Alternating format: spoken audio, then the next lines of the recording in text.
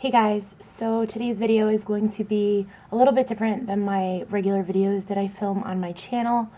I don't have a vlogging channel, so I have no other channel to put this on except for this one. So if you guys are only interested in makeup videos and hauls and stuff like that, then you probably won't want to watch this video. I put up a very personal video, I think it was about a year to 2 years ago, and I was overwhelmed with the amount of positive feedback that I got from my subscribers, from my viewers, and I think that that's what motivated me to film this video right now. I actually did my makeup, did my hair, got dressed to film a video about my favorite makeup products that I've been loving. I laid out everything, and then I don't know what it was, but I just got really driven and motivated to film a completely different video, something that I have not planned out. I don't have any ideas of how I'm going to film this or what I'm even going to say, but I feel like sometimes that's the best way to get something personal out that you've been keeping bottled up for a long time when you don't plan it. I was nervous to put myself out there, I guess. But then recently, I guess, being at IMATS and talking to so many of my friends that I've met through YouTube, I've realized that I do have a very big support system on here. I mean, not like super big, like I'm not a big beauty vlogger by any means, and I'm not saying that I am, but I feel like I do have a lot of people that are there for me and that care about me. And I have that in real life too, but it is insane the way that I do feel like being on YouTube has changed my life. I met people on here that I can really genuinely call friends. And that doesn't just mean people that make videos, it also means my subscribers. I feel like I've made genuine connections with so many of my subscribers, and they've been there for me. You guys have been there for me through a lot. So if you are a loyal subscriber, then you know me and you know my personality and you know that I've kind of been tweeting and Instagramming things that are like all over the place emotionally. And if you're new to my channel, hello, and this is kind of a weird first video to watch. And I feel like what I'm about to talk about is something very personal, very serious, and a lot of you that do know me know that I have been slacking on my YouTube. I have been falling kind of off, and then I come back and then I disappear, and I've been very inconsistent. And I think that that's because for the past year and a half, my life has been very inconsistent. And one thing that people have noticed, I think, about me is that I am very happy. I'm a very vivacious, jovial person. I'm very bubbly. I'm very laughy. Is that a word? I laugh a lot. And in person, I'm the same. If you met me at IMATS, you know that. I'm not trying to toot my own horn here, but a lot of people that do meet me say that I am just the same in real life as I am in my videos. I'm always laughing, having fun, but that does not mean that I never get sad or I'm not dealing with certain things. Now, this is right before you jump into thinking that this is going to be a video about how I have depression or I suffer from this or I suffer from that. It's actually not going to be that. I am not a depressed person. I am 95% of the time very happy, and I am very blessed for a lot of the opportunities that I've been given and the family and the friends that I have. So it's not actually anything to do with that or just being sad. It is, though, about sort of an emotional battle that I've been dealing with over the course of the past year. A lot of people know that I was very close with Talia Joy 18, and they seem to think that I stopped filming videos because of the way things happened with her. That is not necessarily true. I know that Talia would want me to keep filming, and we actually discussed this when I visited her in the hospital 1 week before she passed, how she said that because I told her, I was like, I'm gonna give up if I don't have you to motivate me, blah, blah, blah. And she would always tell me, like, no, you can't give up because so many people do love your videos and you just have to keep going. And she has supported me in so many of my emotional issues myself. And losing her obviously was difficult, but at the same time, that is not why I stopped filming on my usual consistent basis. That's not why I essentially have been sad. Of course I miss her, and of course I wish she was here, but I haven't been not myself or emotionally lost because of that. I have been going through other things as well, and I feel like if anything, thinking of Talia and the memories that I've had with her make me happy. And that's something that I really needed going through what I've been going through, and being myself on YouTube and meeting my YouTube friends and just seeing subscribers. Like, that's what makes me happy. And I feel like I kind of lost my sense of happiness for a while, which I'll tell you why in a second. This intro is really long. I'm sure I'm like blabbing it right now, but it does have to do with kind of losing happiness, I guess. And finding what does make you happy is very important. And I feel like I've thought about a lot of things, and every time I do film or every time I do think of YouTube, that is where I find a lot of my happiness. But I just feel like there is something that I do want to get off my chest that I haven't told anybody on YouTube, I haven't talked about on YouTube, and several of my YouTube friends do know about this, and my closest ones. So if you're watching this, you know who you are.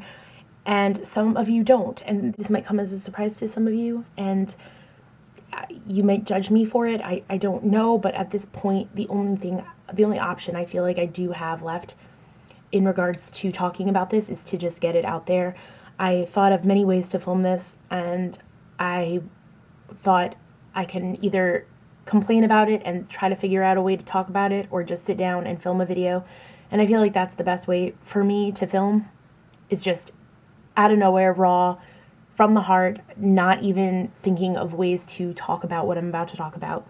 When subscribers, like some of you guys, came to visit me at work and just wanted a picture or just wanted to chat, I really started to think like, wow, people still do watch my videos, and people do miss me, and some people do actually look up to me. And that honestly was so motivating for me to actually film more, because I did slack off for a while, and that did have to do with a lot of the personal stuff I was going through. I did film a personal video, like I said, a couple of years ago, and I loved how you guys were so honest with me, and a lot of you said that I inspired you and that I helped you through what you were going through. So it's one of those situations where I don't know if anybody will even watch this, or if anybody will learn anything, or this will help anybody, but I'm willing to take the risk, because even if I can help one person, or if one person can say, oh, I have that in common, or oh, I went through that, or oh, I'm dealing with that now, it sucks, I will be happy, because that would mean that I can help someone through kind of what I've been dealing with, or you guys can actually help me through this, because I'm still sort of going through it, because I still sort of feel, I guess, I don't want to say broken, because I'm in a happy place right now, somewhat. It's just that I'm not myself that I was 2 years ago, and that's what I'm trying to find back. And I feel like admitting that is really hard for me, because a lot of people do know me as the happy-go-lucky, laughing all the time girl, and it's not that I'm not her, because I am.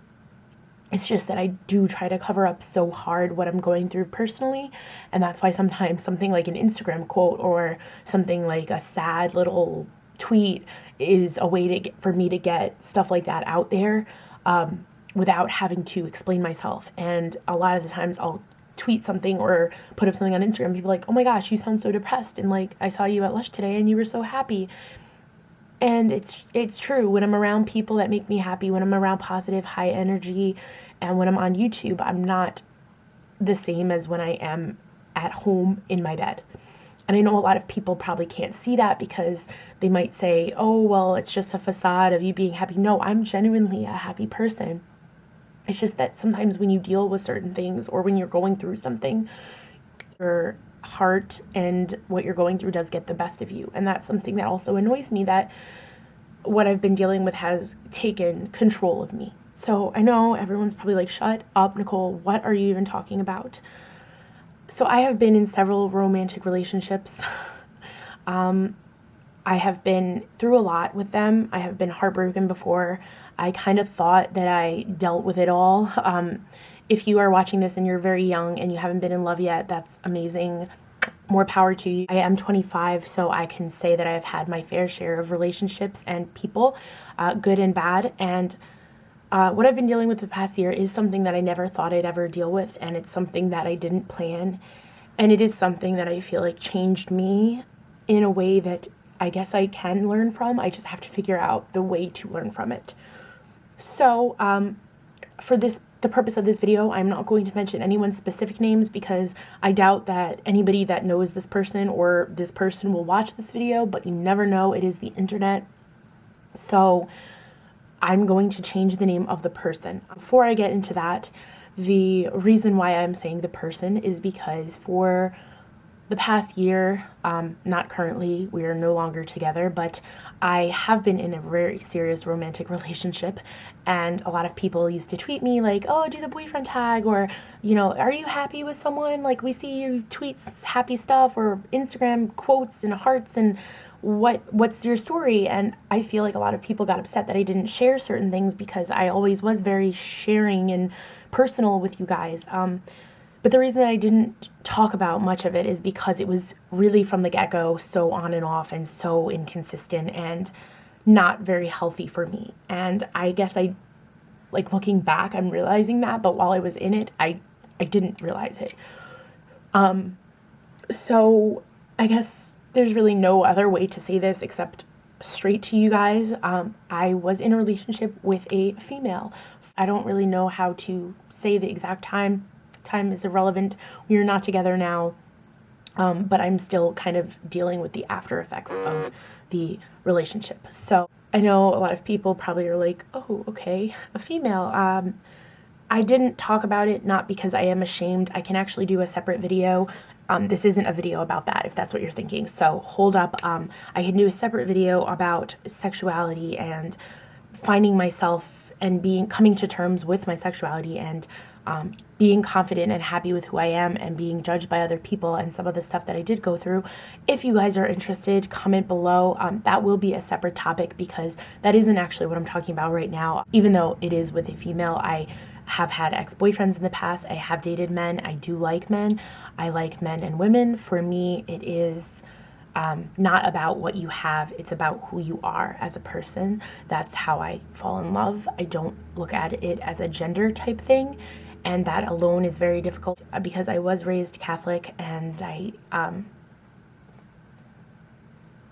it's not easy to accept certain things about yourself when you're told by society and other people that you're wrong. But again, that's not what this video is about.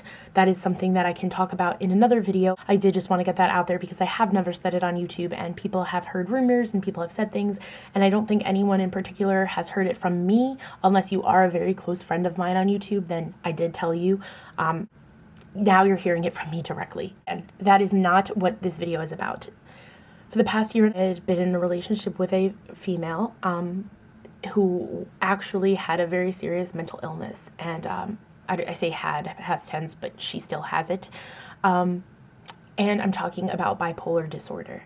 Now, bipolar disorder is very hard to explain because a lot of people might look at it as like, oh, it's not borderline personality, it's not schizophrenia, it's not on the top of the list of like what you think of as like super serious illnesses, I guess you could say.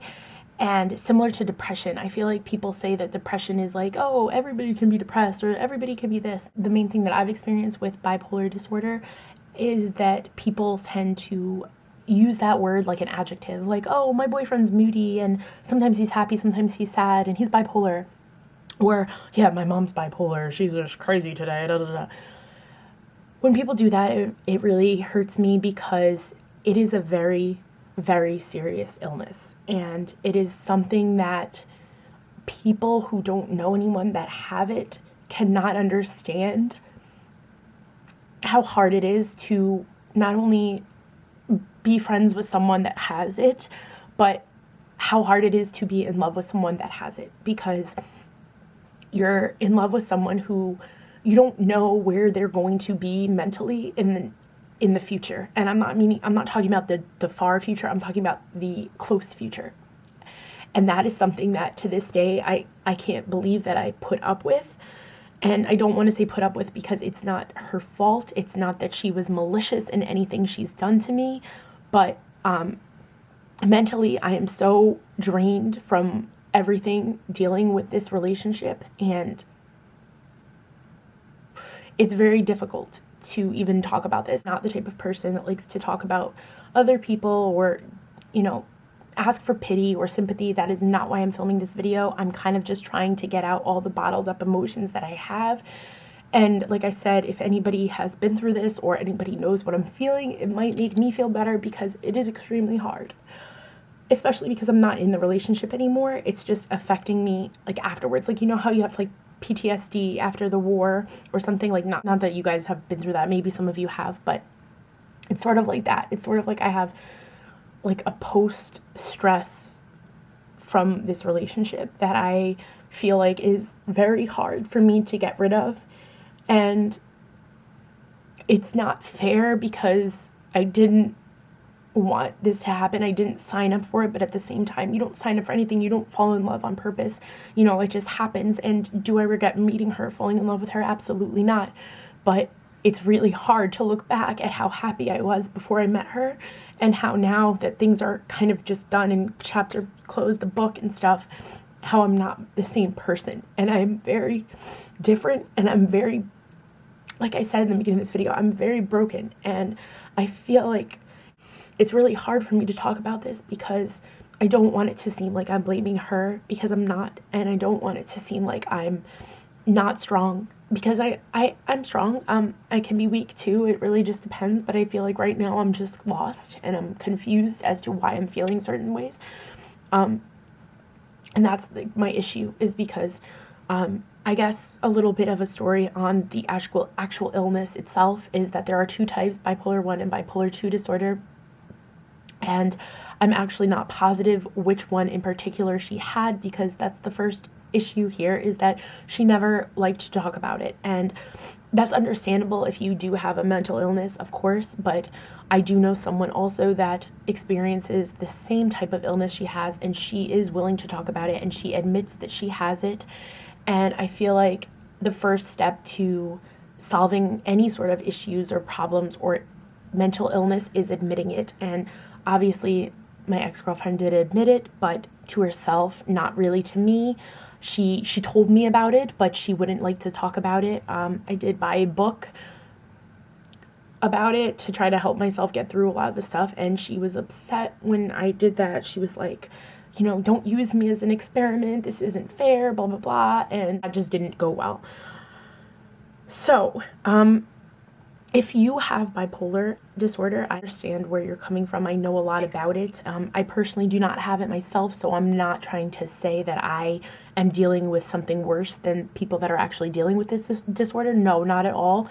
What I am trying to say is that being in a relationship with someone that has it has been the hardest thing for me, because I am the type of person that I do care a lot about people, almost more than I care about myself. And that is something that has been, I guess, like a good thing and a bad thing for me. I put people that I care about on a level like high, versus where I care about myself. Sometimes it's like a little bit lower, and I know that's not good, but that is what I do. And I feel like that's what I did in this relationship. I cared so much about her and her well-being that I kind of lost myself, and I stopped caring about myself in ways that I should, because I was sort of dealing with her. So I guess from the beginning we met and we instantly clicked. And when you are with a female and you are a female, you kind of get that friendship bond right away, and to have more feelings and romantic feelings, if you will, as well as the friendship. It's just amazing. So it kind of happened very fast, and I didn't want to rush into anything, because that's what I feel like. If I do rush, then it's just going to be bad in the end. But we were both in that mind state of, it just feels right now, so we are going to not worry about the future, not dwell in the past, and we're going to see where it takes us. Looking back, I don't know if that was the best mindset, because I feel like maybe that's what got me in trouble, because I fell too quickly, too hard. But at the same time, I don't regret anything, because it really was a good part of my life, like some of it. The other part of it wasn't, and that is why I'm kind of lost right now. Things were good for a few months after we first started being together. I had never felt, I guess the word is, so in love with another person as I did with her. And that meant a lot to me because I just felt like I had actually found like happiness with someone else that I hadn't felt before. I have had ex-boyfriends that I was in love with, but I just never had felt like something so serious, I guess. And it made me realize, like, oh, my exes that treated me like crap, or I've had some that stole from me, like, they just weren't worth it. And you know, I just felt like this girl was. And for this, like I said, for the sake of this video, I'm going to change her name. I'm not going to say her real name, just in case there are people that are watching this that know her. I don't want to expose anything about her personally, like pictures, physical appearance, or name. So I'm going to call her Penny Lane. I don't know why, I just saw that on my playlist from the Beatles song, and I'm just gonna call her that. So, okay, me and Penny Lane were very good for a while when we first started being together, dating. And then there were certain things that were just off that I guess I didn't really consider at the time, but now I'm looking back and I'm like, wow, I should have seen a red flag right away.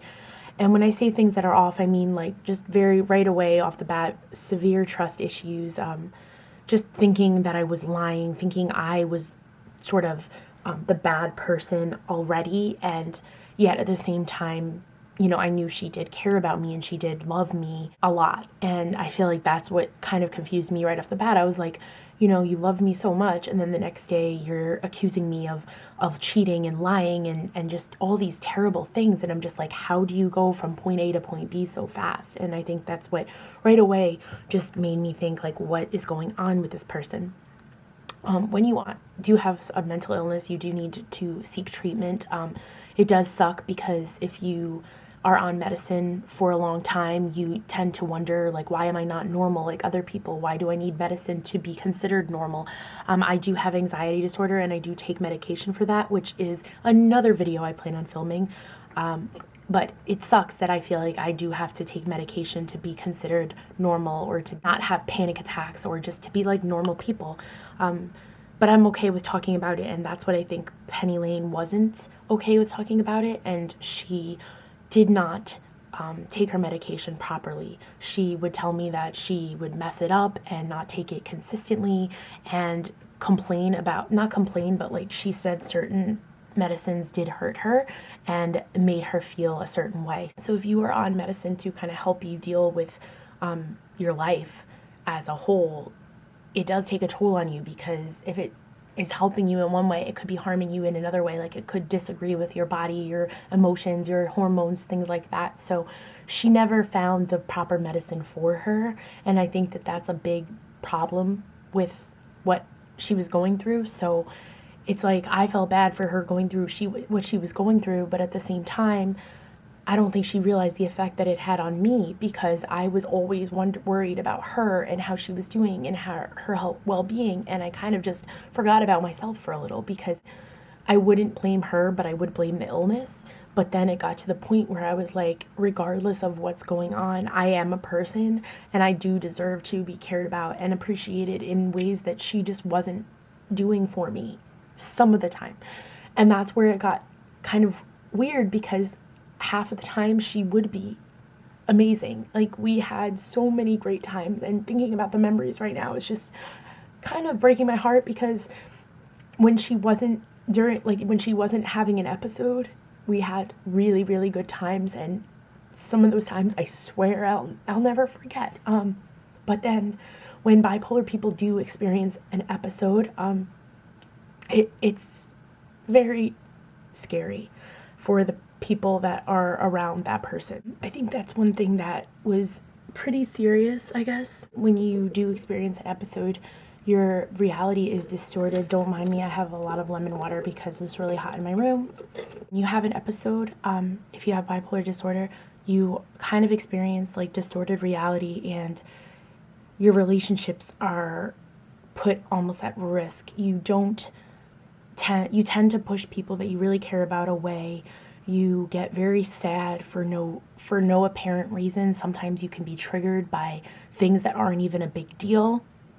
A lot of the times people do have thoughts of suicide. during these episodes. Luckily, I don't believe she did, but if you, again, bipolar disorder has two states of mind. You are hyper, like super hyper manic, and then there is the depressive side. So it's manic, depressive, and you're on a scale. So you have crazy hyper manic points, and then there could be no time difference, like a few days later, the next day you can be very depressed. And the sad part is that you might not even realize the amount of time in between isn't a lot between the depressive and the euphoric state. So certain times when people are in the euphoric state, they're very hyper, they're very happy, they might be overly sexual, they might be, I guess, promiscuous, that's the right word. And then other times they just can go down, way down from that. And during those, I guess, depressive states, can just be all like alone and just doesn't want to talk to anybody and not be bothered during that episode. Rapid cycling is also part of this disorder. It is not necessarily super common, but rapid cycling is when you experience 4 or more episodes of bipolar disorder, like the really bad episodes, 4 or more times within 1 year. With Penny Lane, I was dealing with maybe every 2 months, and I think that that's the hardest thing for me, is that I would be so happy and things would be going so well, and I knew in my head that like I had to not look forward to, but I knew in the near future there would be another episode coming, and I knew that I wouldn't know who that's what killed me, is that I lost who she was in her episodes because she changed. She wasn't the same type of person. And I know it's really hard for anybody who has no clue about this illness, or any mental illness for that matter, to understand this, because it seems like, oh, if they're just sad, just leave them alone, or let them be kind of with their friends or whatever. But it's not like that. When she was in her episodes, you can't necessarily just say, okay, it's okay, you can just be with your friends right now, because you feel, as the person in the relationship, you feel very neglected and very unwanted, and you blame yourself. And I think that that's where I went wrong, is because I constantly blamed myself.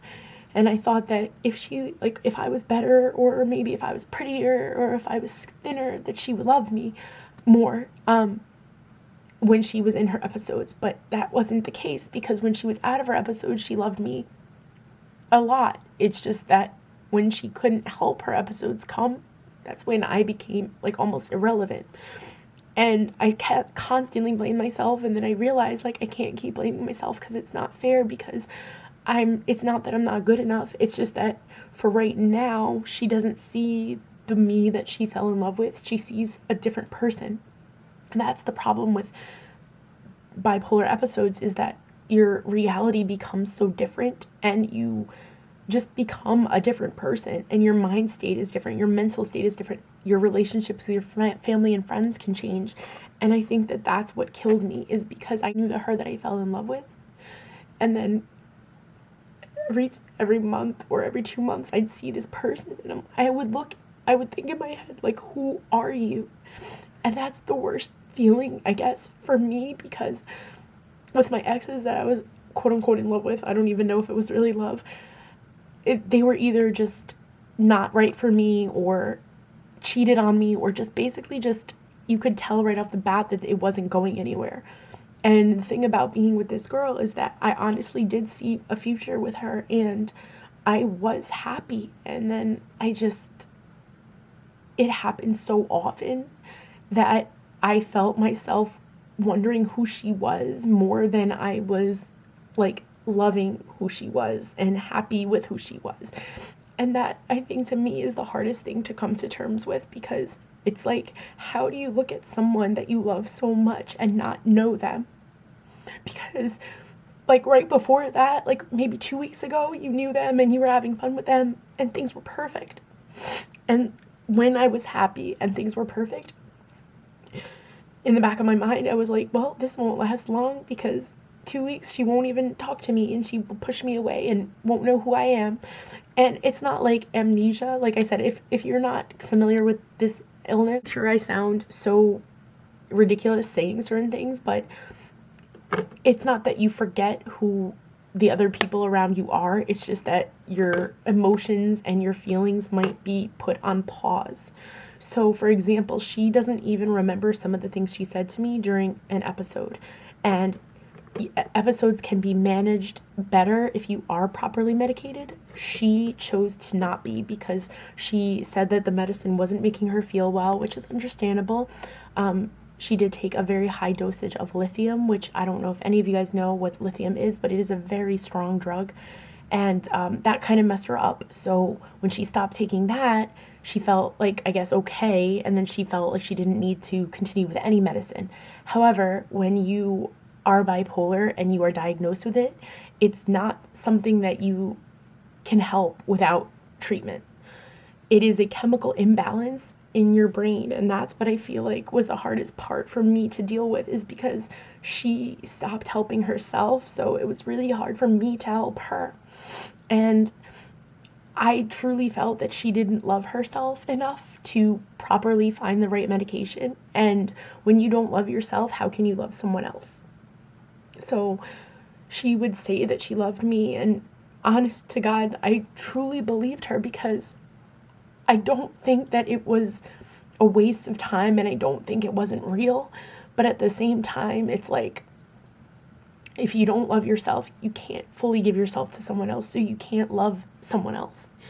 And I feel like she didn't love herself enough to be able to give herself to someone else. So for me, I got the crap end of the stick, because I was able to do that because I did love myself, and now I feel like emotionally just so damaged that I don't know how I'm going to move on and love someone else the same way that I could have been able to love before her, if that makes any sense. The way our relationship was just so up and down, my friends got very tired of it, and a lot of them didn't understand what it's like to be bipolar, so they would just say stuff like, you can do better than that, like, she doesn't care about you, just move on and whatever. And it was just so hard for me to give up on someone, because if I care about you, I care about you. I will do everything to show you that I care, and everything to work everything out, you know, because I don't give up easily, especially on people that I care about. So if I care about you, but you're, no one's perfect, you know, so you can have all the mental illnesses in the world, but I'll still work to help you through it, because I know I'm not perfect, and I know I need support to get through certain things. So I felt like I was spending so much time trying to be there for her and work with her through it, and then I feel like at the end she just gave up on me. And I don't want to say like, oh, it's not fair because I did all this for you, because like I said, it's not that it was her who gave up on me, it's her illness kind of taking over everything. But at the same time, it's really hard for me to not blame myself, because I keep saying, well, if I did this differently, or if I didn't blow up when she said something mean to me during an episode, like maybe she would view me differently. But at the same time, like, you can't help how you react in a moment. And a lot of the times I wouldn't even know when an episode was coming, and then I just felt like I was treated like crap, and I'd be like, well, why? Like, what did I do to deserve this? And then later on I'd be like, oh, she's in an episode, you know what I mean? So it was really hard for me to continue caring about myself, because I felt like so much of my emotions and my happiness was placed in her, and that's something that I feel like is very important to not lose sight of. You don't want to ever place your entire happiness in someone else. Now, I didn't place my entire happiness in her, because I'm not that stupid. Like, I would never place all of my happiness in one other person, but I did place a lot of it in her, and I feel like that's what made me so miserable as well, because I didn't realize that during, like, when it was happening.